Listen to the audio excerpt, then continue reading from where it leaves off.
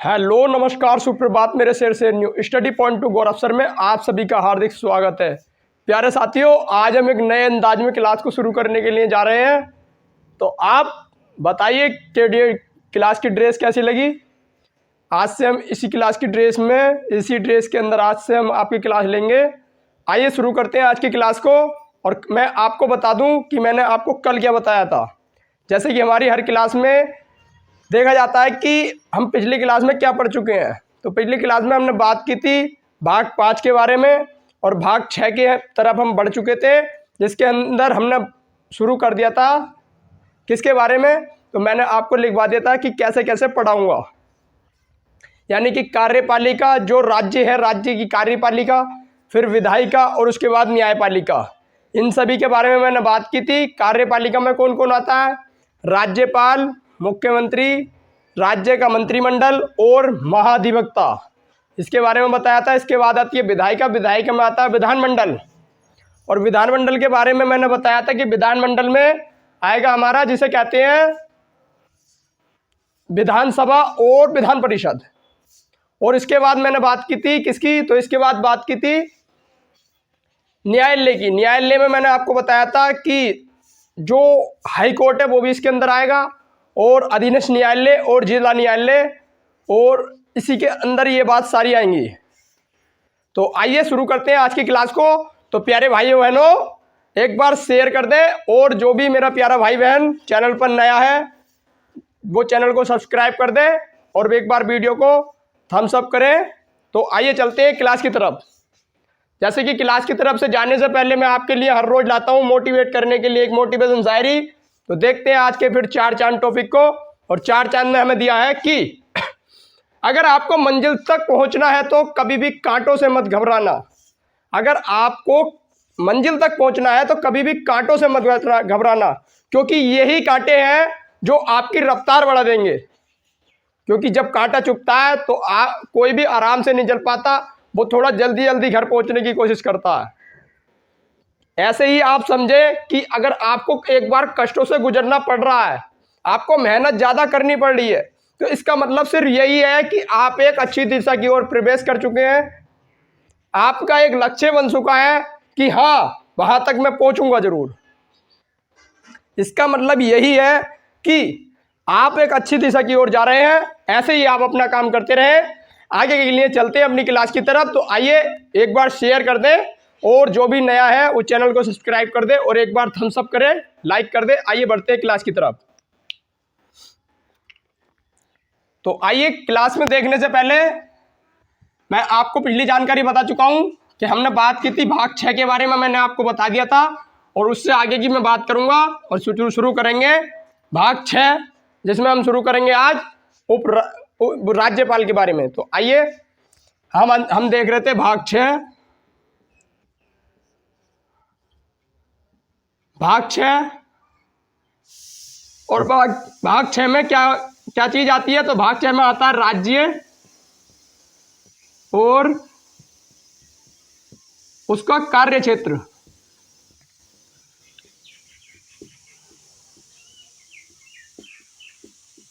राज्य और उसका कार्य क्षेत्र आता है भाग 6 के अंदर।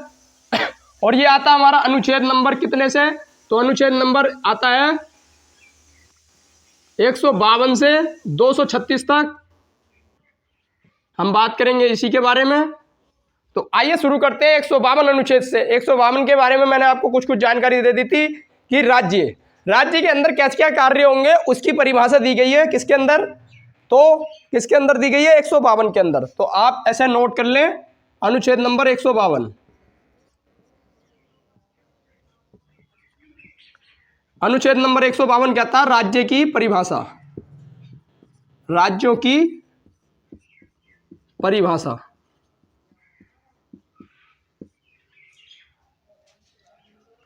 राज्यों की परिभाषा अनुच्छेद नंबर 152 कहता है। और आप एक बार, मैं फिर कह रहा हूं कि एक बार चैनल को शेयर कर दें, जिससे कि ज़्यादा से ज़्यादा मेरे प्यारे भाई बहन जो ज़्यादा से ज़्यादा हैं वो जुड़ सकें, जिससे कि आपको एक सब्जेक्ट एक बहुत डीपली तरीके, बहुत ही बेसिक तरह से सब्जेक्ट पढ़ने का मौका मिले। तो आइए देखते हैं क्लास की तरफ। तो अनुच्छेद नंबर 152 के बाद आता है हमारा अनुच्छेद नंबर 153। और अनुच्छेद नंबर 153 कहता है कि भारत का एक राष्ट्र क्या होगा, भारत का एक राज्यपाल होगा। यानी भारत राज्यों के लिए कार्य करने के लिए जो प्रथम पद होता है वो कौन सा होता है, राज्यपाल का। तो आप नोट कर सकते हैं अनुच्छेद नंबर 153 कहता है कि भारत का या राज्यों के लिए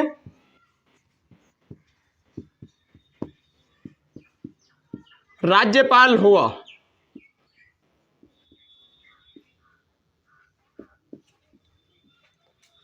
राज्यपाल का पद, और ये कैसा होगा, तो प्रत्येक राज्य के लिए।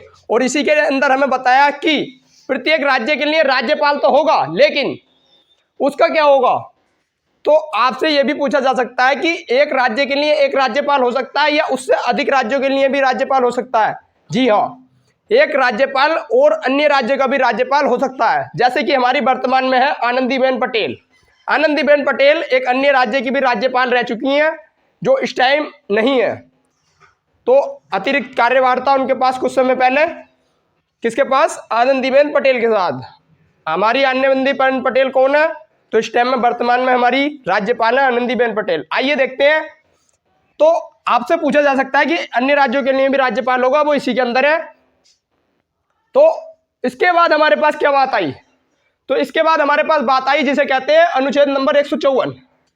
और अनुच्छेद नंबर 154 हमारा कहता है कि अनुच्छेद नंबर 154 कहता है कि जो राज्यपाल है, राज्यपाल के पास कौन कौन सी शक्तियां होंगी उसके बारे में बताया अनुच्छेद नंबर 154 में। यानी कि राज्यपाल की कार्यकारी शक्तियां आप नोट कर सकते हैं। और मैंने आपको शुरू में ही बताया कि क्लास को नोट जरूर करना है। अनुच्छेद नंबर 154, अनुच्छेद नंबर 154 कहता है कि राज्यपाल की कार्यकारी शक्तियां,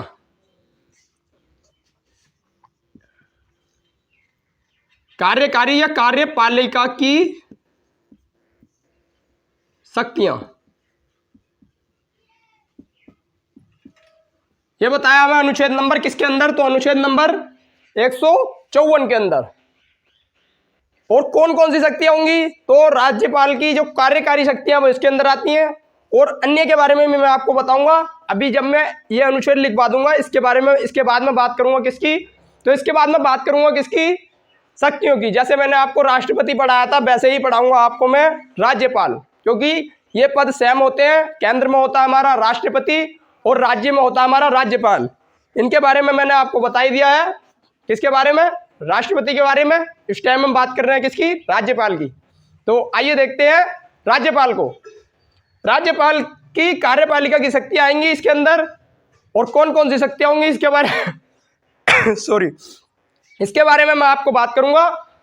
और इसके बाद हमारे पास अगला अनुच्छेद आता है जिसे कहते हैं अनुच्छेद नंबर 155। और अनुच्छेद नंबर 155 कहता है कि जो राज्यपाल है ये हमारा भारत के अंदर कोई चुना नहीं, मतलब ये चुना नहीं जाता है, यानी जनता द्वारा ये नहीं चुना जाता है। इसका चुनाव कैसा होता है, तो राष्ट्रपति ही इसका चुनाव करता है और राष्ट्रपति ही इसको नियुक्ति करता है। तो इसका कोई चुनाव नहीं होता है।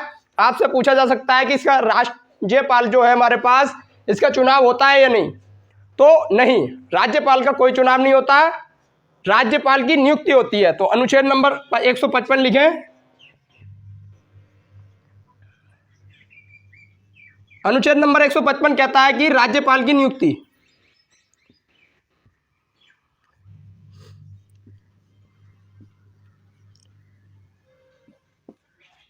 और ये कौन करेगा, तो राज्यपाल की नियुक्ति करता है राष्ट्रपति। कोई कमेंट बॉक्स में कमेंट करके बताए कि राष्ट्रपति की नियुक्ति कौन करता है। मैंने आपको बताया है कि राष्ट्रपति की नियुक्ति कौन करता है, तो इसके बारे में आप बता सकते हैं राष्ट्रपति की नियुक्ति कौन करता है। तो आइए, जैसे कि मैंने आपको ये अनुच्छेद लिखवाए, इनका आप एक बार स्क्रीनशॉट ले लें, या जो भी नोट करता चल रहा है वो एक बार नोट जरूर करें। इतने देखते हैं अपने अगले पॉइंटों को एक बार नोट कर लें, जैसे कि मैं आपको हर क्लास में टाइम देता हूं नोट करने का।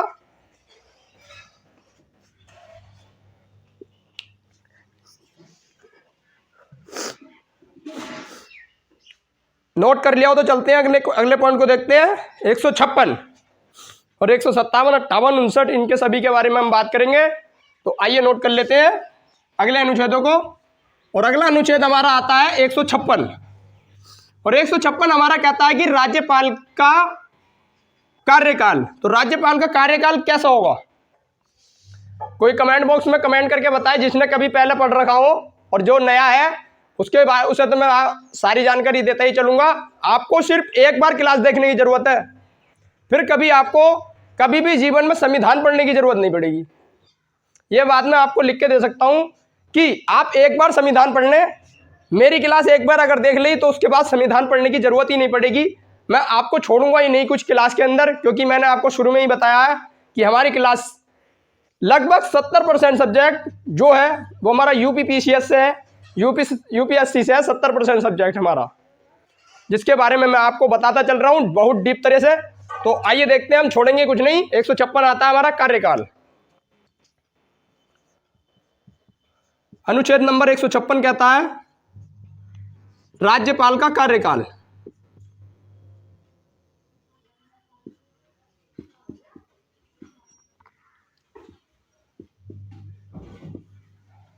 तो राज्यपाल का कार्यकाल कितना होता है?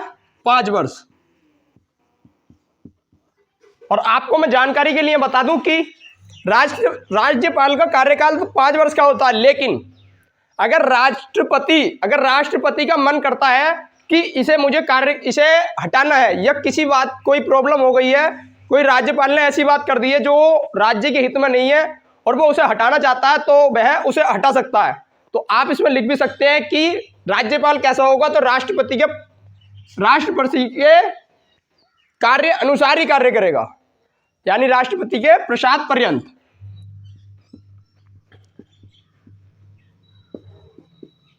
राष्ट्रपति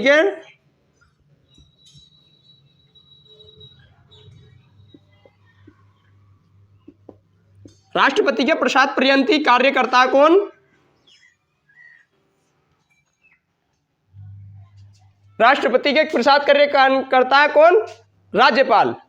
और आपसे पूछा जा सकता है कि जैसे मैंने आपको पिछले अनुच्छेद में बताया कि नियुक्ति कौन करता है? राष्ट्रपति। और इसमें ही आपको पूछा जा सकता है कि राष्ट्रपति का त्याग पत्र कौन देता है? तो त्याग पत्र भी किसे दे सकता है? तो किसे दे सकता है?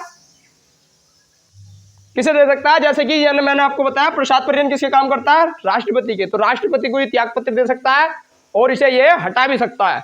इसके बाद हमारे पास अगला अनुच्छेद आता है जिसे कहते हैं अनुच्छेद नंबर 157।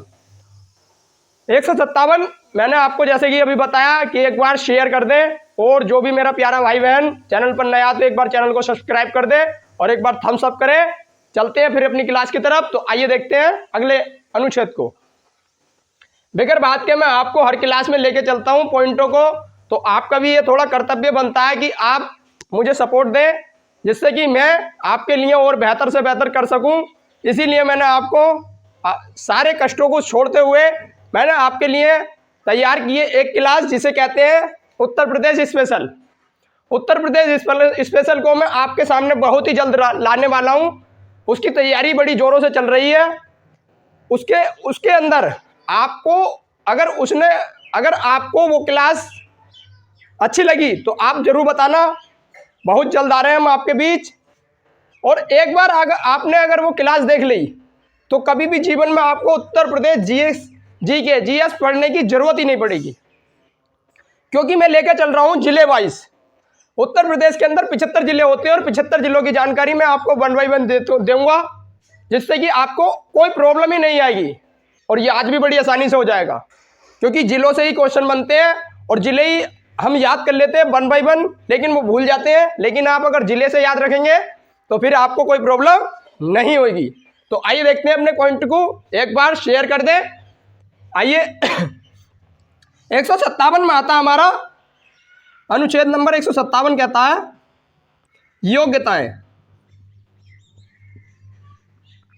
योग्यताएं यानी राज्यपाल की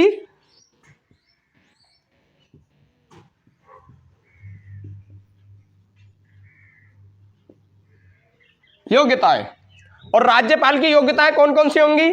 मैंने आपको पहले ही बता चुका हूं कि एक पॉइंट हमारा हर किसी में ऐड होता है कि वो भारत का नागरिक हो, वह पागल या दिवालिया ना हो और वह किसी कार्य के पद पर ना हो, और वो क्या क्या बनने की योग्यता रखता हो, तो वह विधानसभा का सदस्य बनने की योग्यता रखता हो, लेकिन वह विधानसभा का सदस्य नहीं होना चाहिए। जैसे राष्ट्रपति में है कि वह लोकसभा का सदस्य होने की योग्यता रखता हो, लेकिन वह लोकसभा का सदस्य नहीं हो। आइए देखते हैं, इन्हें नोट कर सकते हैं। भारत का नागरिक हो,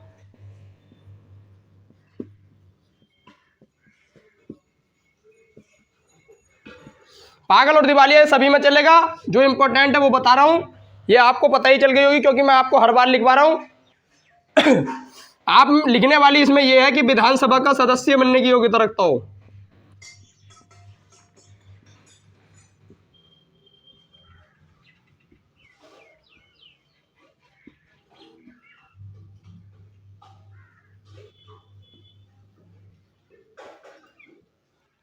विधानसभा का सदस्य बनने की योग्यता रखता हो, परंतु वह विधानसभा का सदस्य नहीं हो, और इसके लिए वह कितनी उम्र पार कर चुका हो, तो इसके लिए वह 35 ईयर्स यानी 35 वर्ष की आयु उसकी होनी चाहिए। यह राष्ट्रपति के लिए भी सेम है, और किसके लिए, उपराष्ट्रपति के लिए भी सेम है, और इधर राज्यों में राज्यपाल के लिए भी सेम है, और उपराज्यपाल के लिए भी सेम है। तो कितनी आयु होनी चाहिए, 35 ईयर, यानी 35 वर्ष की आयु होनी चाहिए किसकी, राज्यपाल की, तभी वह राज्यपाल का चुनाव में आ सकता है, तभी वह उसकी नियुक्ति हो सकती है, अन्यथा नहीं। इसके बाद हमारे पास आता है सॉरी इसके बाद हमारे पास आता है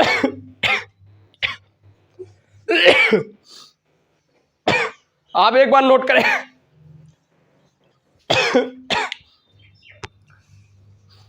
नोट करें एक बार,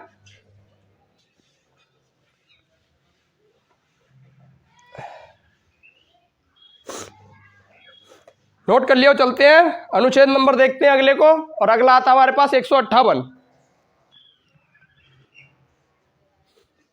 तो आइए 158 को लिख लेते हैं।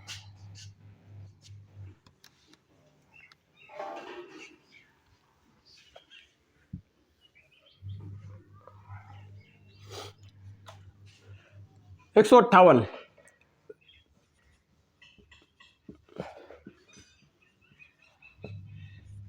और 158 क्या कहता है कि कार्यपालिका की राज्यपाल मंडल की शर्तें, यानी जो राज्यपाल है इसका वो जो होगा क्या बोलते हैं, जो इसका कार्यालय होगा, तो राज्यपाल के कार्यालय की शर्तें कौन कौन सी होंगी, तो राज्यपाल की शर्तें, यानी आप लिख सकते हैं राज्यपाल के कार्यालय की शर्तें, राज्यपाल के कार्यालय की शर्तें, ये किसके अंदर है, तो ये हमारा किसके अंदर है, तो अनुच्छेद नंबर 158 के अंदर। और कौन कौन सी शर्तें होंगी इसके बारे में मैं आपको बता भी चुका हूं, किसके अंदर, राष्ट्रपति के अंदर। तो वही सेम है, सिर्फ वहां पर केंद्र की बात की जाती है और यहां पर राज्यों की बात की जाती है। आप अपनी जानकारी के लिए लिख सकते हैं क्या, तो इसके अंदर आप लिख सकते हैं कि जो राज्यपाल का जो कार्यालय होगा वो कहाँ होगा, जो हमारी राजकीय राजधानी है उसके पास में होगा, वहीं हमारा राज्यपाल का कार्यकाल होगा। यानी जो हमारा राष्ट्रीय कोर्ट है, यानी हमारा राष्ट्रीय कोर्ट कहाँ है, इलाहाबाद के अंदर ही हमारा क्या होगा, जो हमारा क्या है, राज्यपाल का कार्यालय वहीं होगा, राज्यपाल का कार्यालय भी। इसके बाद में मैं बता चुका हूं इसकी सारी जानकारी। इसके बाद हम देखते हैं अपने अगले अनुच्छेद को, अगला आता है 159। और 159 हमारा क्या कहता है, तो 159 कहता है कि शपथ, यानी शपथ के बारे में कहां बात की है, 159 के अंदर। और शपथ कौन दिलवाता है, राष्ट्रपति को, राष्ट्रपति नहीं, राज्यपाल को। तो जैसे ही मैंने आपको अभी बताया कि ये किसके अनुसार काम करता है, तो ये काम करता है किसके अनुसार, तो काम करता है राष्ट्रपति के अनुसार। तो राष्ट्रपति इसको शपथ दिलवाएगा या नहीं, इसके बारे में आप बताएं। एक बार आपको अगर पता हो तो जरूर बताने की कोशिश करें। तो मैं बता देता हूं कि ये कार्य जरूर करता है किसके अनुसार कार्य करता है, तो राष्ट्रपति के। लेकिन इसे जो शपथ दिलवाता है वो कौन दिलवाता है, उच्च न्यायालय का मुख्य न्यायाधीश। आप लिख सकते हैं उच्च न्यायालय का मुख्य न्यायाधीश। अनुच्छेद नंबर पहले लिख लें आप 159। और 159 में आती है हमारी राज्यपाल की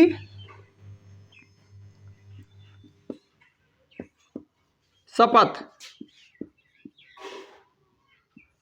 और शपथ कौन दिलवाता है? तो उच्च न्यायालय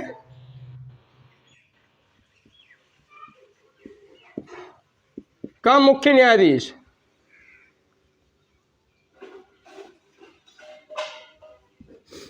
और राष्ट्रपति को कौन दिलवाता था? तो उच्चतम न्यायालय का मुख्य न्यायाधीश। सेम है ये दोनों, सिर्फ उच्च न्यायालय और उच्चतम न्यायालय का फर्क है, यानी कि सुप्रीम कोर्ट और हाई कोर्ट। इसे क्या कहते हैं? High court. High court. इसके बाद हमारे पास आता है जिसे कहते हैं 160। और 160 में हमारा क्या आता है? तो 160 में क्या आता है इसके बारे में बात करेंगे हम कल।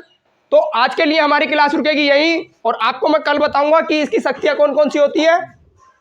आज की क्लास थोड़ी छोटी रही क्योंकि हमारी क्लास होती है हर रोज आधा घंटे की, और आधा घंटे की क्लास में मैं आपको ज़्यादा से ज़्यादा जानकारी बताने की कोशिश करता हूं। तो आइए एक बार नोट कर लें इसे।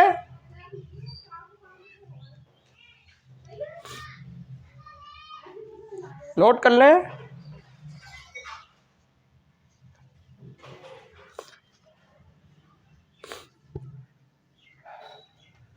तो प्यारे साथियों, आगे की जानकारी हम देखेंगे कल। आज की क्लास हमारी यहीं रुकेगी। तो आपको मैं फिर बता देता हूं कि हमारी क्लास अगर अच्छी लगती हो तो एक बार शेयर जरूर कर दें और चैनल को सब्सक्राइब कर दें, जिससे कि आपको हर रोज की नोटिफिकेशन मिलती रहेगी। तो अब जैसे कि हमारी क्लास का टाइम होता है आधा घंटे का, अगर आपको कोई क्वेश्चन है तो उसे कमेंट बॉक्स में कमेंट कर देना। मैं आपको उसका सारा जवाब, सारा सोल्यूशन आपको मैं कमेंट में बता दूंगा। अगर आपका कोई क्वेश्चन बनता है तो आप उसे जरूर बताया करें, क्योंकि डाउट पूछने से ही डाउट क्लियर होता है, मन में रखने से डाउट क्लियर नहीं हो पाता है। और आपको हमेशा संचय में रखेगा वो। पेपर में भी अगर वो क्वेश्चन पूछा गया तो आप उसमें परेशान हो जाएंगे और आपको कुछ समझ में नहीं आएगा कि आप क्या करें। तो आपका अगर कोई डाउट बनता है तो आप उसे जरूर पूछा करें। मुझसे जो हो सकेगा मैं आपको जरूर डाउट क्लियर करने की कोशिश करूंगा, और आपको मैं सारी जानकारी बड़ी बारीकी से बताने की कोशिश करूंगा, और उस पर मैं छोटी सी वीडियो भी बनाकर शेयर करूंगा, जिससे कि आपको आगे जाकर कोई परेशानी पड़े तो आप एक बार देख लेना, आपको कोई प्रॉब्लम नहीं होगी। तो अब चलते हैं। अंत में भाई खुश रहें, मस्त रहें, अपने अन्नदाता, अपने गुरुजनों का सम्मान करें। चलते हैं। जय हिंद, जय भारत।